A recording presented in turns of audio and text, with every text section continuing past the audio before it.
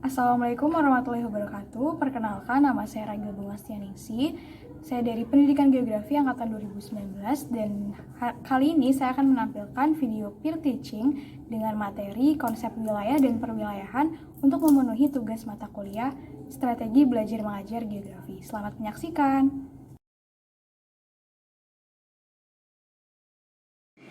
Assalamualaikum. Waalaikumsalam.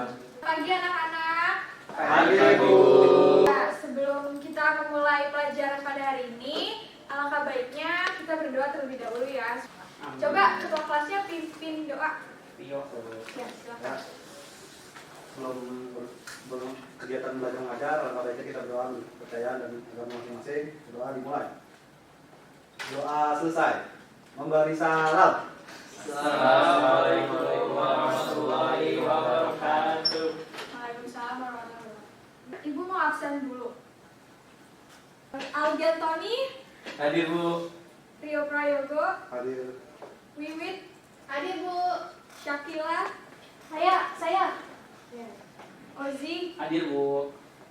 ya berarti hadir semua ya. Saya Oh belum iya, dipanggil. semua belum dipanggil. Soalnya di sini nggak tercantum. NIM kamu berapa NIM kamu? Absen kamu? Saya absen 30, Bu. Sudah lewat, saya biasanya absen 28 sih, Bu. Udah, jadi pada pagi hari ini kita akan membahas materi pelajaran lanjutan ya dari minggu yang lalu. Kita akan membahas tentang konsep wilayah dan perwilayahan. Tunggu ya. Ya, Bu. Ketua kelas hapus papan tulis. Oh iya, Ibu minta tolong untuk hapusin papan tulis.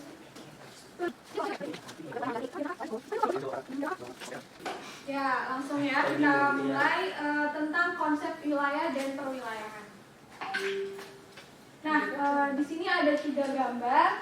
Coba kalau kalian lihat sepintas gitu ya, ketiga gambar tersebut, apa sih yang ada di pikiran kalian? Saya Bu Aldi Antoni. Iya, apa Aldian? Itu seperti pola pemukiman, Bu. Ya, pola pemukiman. Lalu, Kalau yang gambar satu itu tuh pola pemukiman yang masih baru. lalu Yang satu yang dua, yang satu yang atas ya. 1, 2, 3 ya. Kalau yang dua itu lebih ke pemukiman di perkotaan, Bu, dia kayak lebih mewah gitu. Kalau yang ketiga itu kayak di masyarakat umum biasanya kayak pemukiman menengah lah, Bu. Gitu. Ada lagi yang Bu, saya mau coba deh, Bu. Ya, silakan Ozinawan. Ya, kalau nomor 1 tadi yang masih awal-awal, kalau kedua itu sudah terdevelop dengan baik, dan yang nomor 3 menurut saya itu kesetimpangan antar, iya kayak kesetimpangan. Yang satu yang di sebelah kiri perumahan orang kaya, di sebelah kanan itu perumahan orang miskin. Oke.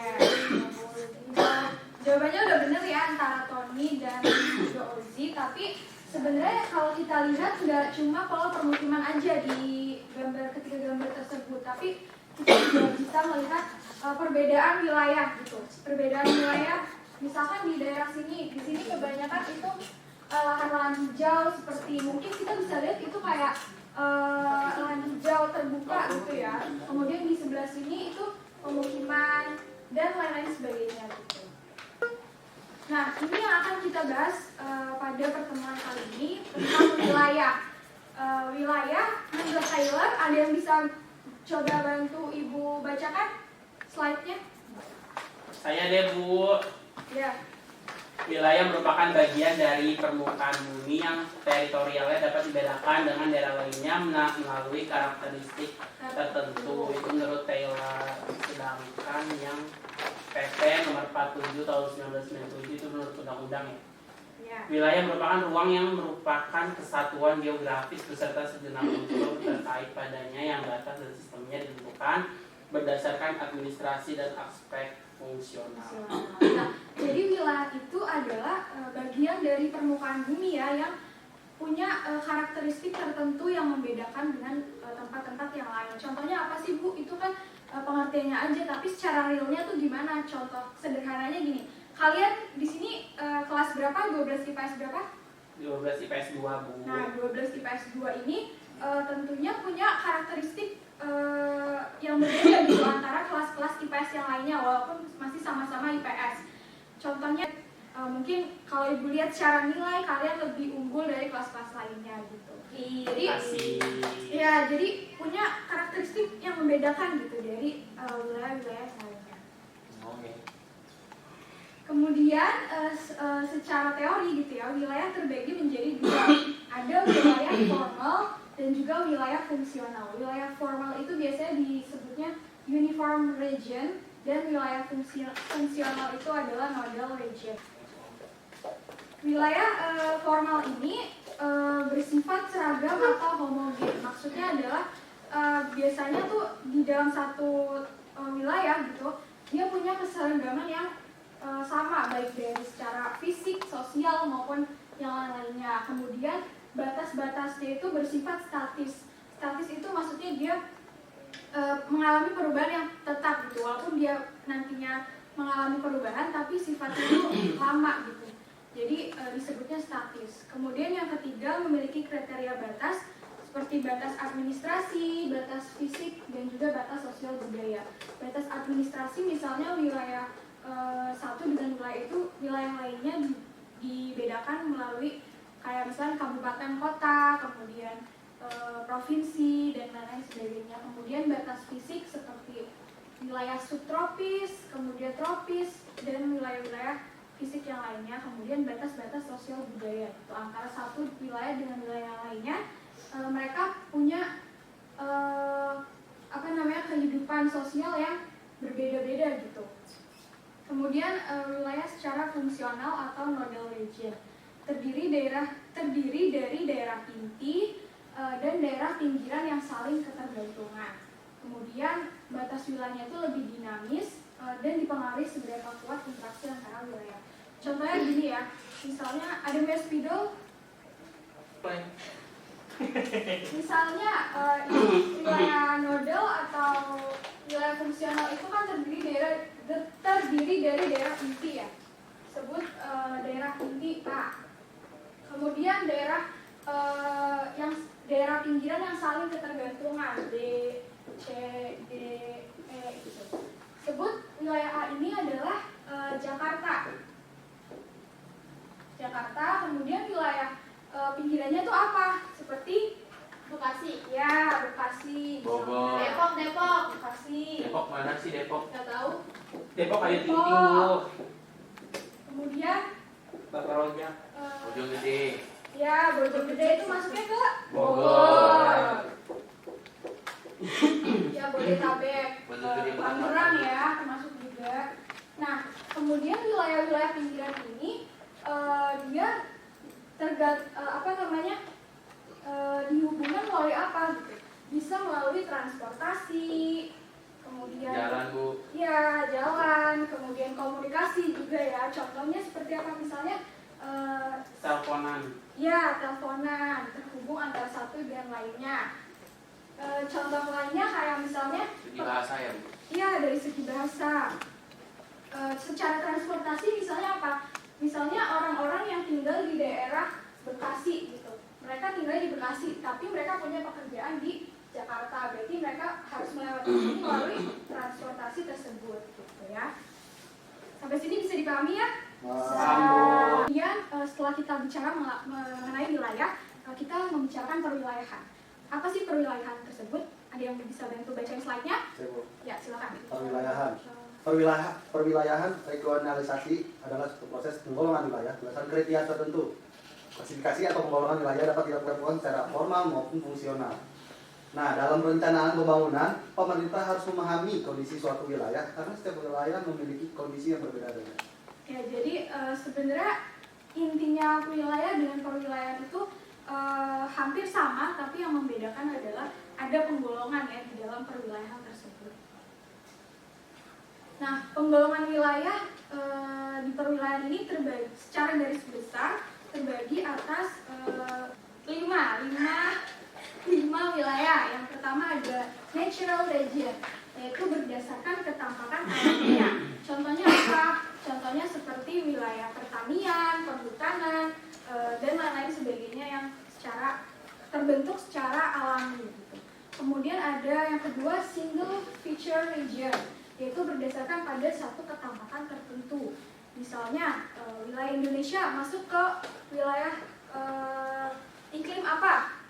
Ada yang tahu? Tropis. Nah, ini Tropis. berdasarkan ketampakan tertentunya. Gitu ya.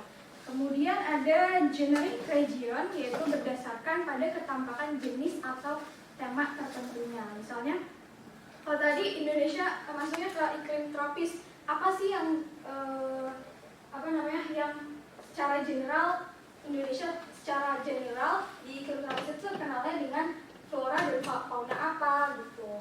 Kemudian specific region itu dicirikan kondisi geografis yang khas dalam hubungannya dengan letak, adat istiadat, budaya, kependudukan secara umumnya. Dan yang terakhir itu ada faktor analisis region, yaitu wilayah yang berdasarkan metode statistik deskriptif atau dengan metode statistik analitik.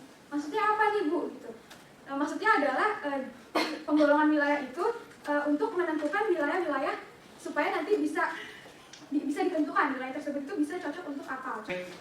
Ya gitu ya. Jadi faktor analisis region itu berdasarkan penentuan wilayahnya tuh mau diapakan gitu supaya nggak salah langkah ke depannya.